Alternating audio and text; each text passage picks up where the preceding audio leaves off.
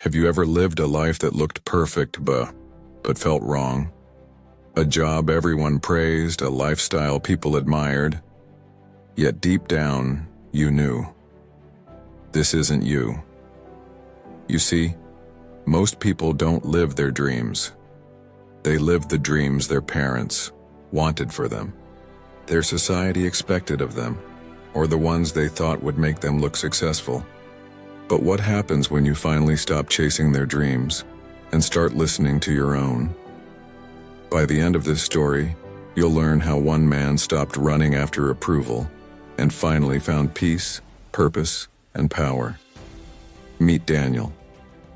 32 years old, lives in a busy city, wakes up every morning to the sound of traffic and ambition. From the outside, Daniel's life looked ideal. A stable corporate job, a shiny apartment, a new car, and a list of achievements long enough to impress anyone. But on the inside, Daniel felt empty. He would sit at his desk staring at the screen, feeling like a robot programmed to please others. He remembered his father's voice. "Son, success means stability. Don't take risks." So Daniel did exactly that. He followed the path laid out for him. He climbed the ladder. He smiled at the right times. But every night when he got home, silence screamed louder than success. One day as he scrolled through social media, he saw an old friend, an artist named Leo, painting murals across Europe. He looked alive, free. And for the first time, Daniel whispered to himself, "What if I'm living someone else's life?" Daniel realized he wasn't being authentic to who he really was. For weeks, that thought haunted him.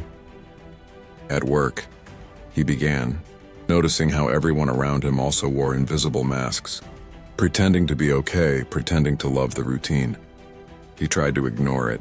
He told himself, "Everyone feels lost sometimes, just focus." But no matter how many promotions he got, the emptiness stayed. Then, one evening, something changed. Daniel's company held a farewell dinner for a senior manager, a man who had worked there for 30 years.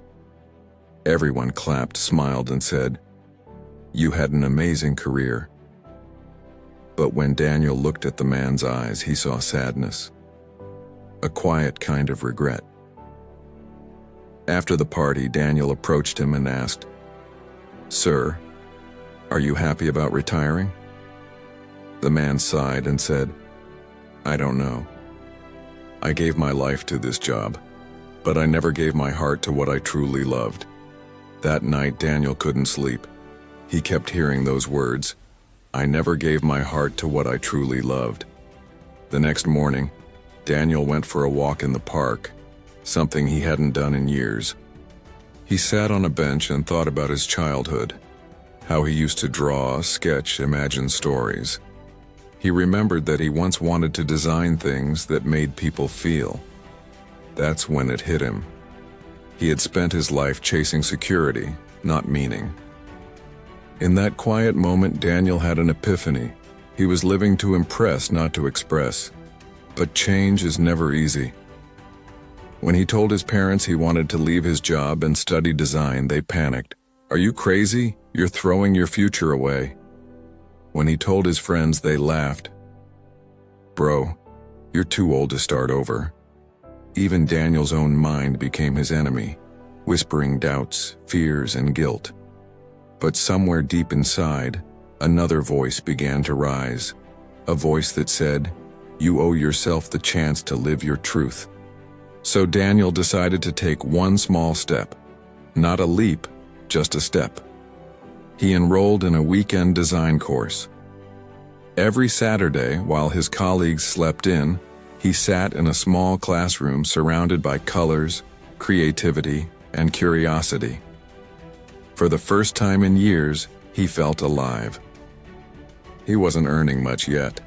He wasn't admired like before, but he was free. 6 months later, he started taking freelance projects. A year later, he quit his corporate job and opened his own small studio. a place where ideas came to life. And something incredible happened. His confidence returned, his energy grew, and people started to notice his happiness, not his job title. One day his mother visited his new studio and said, "You look different, peaceful." Daniel smiled and replied, "I finally stopped chasing someone else's dream." He had liberated himself from society's definition of success, and that's the lesson. True success isn't about being admired by others, it's about being aligned with yourself. When your actions are in alignment with your heart, you no longer need validation, because your peace becomes your proof. Daniel's story is a reminder. The world doesn't need more copies. It needs more people who dare to be authentic. Maybe you've been following a path that doesn't feel right. Maybe you've been quiet about your real dream because it feels impossible. But remember this: it's never too late to begin again. It's never too late to live your own life. So ask yourself tonight, are you chasing approval or your truth? If this story moved you, don't forget to like, comment what dream you've been hiding, and subscribe for more stories like this. In our next video, we'll explore the day she let go of control and everything changed. Stay inspired. Your story isn't over yet.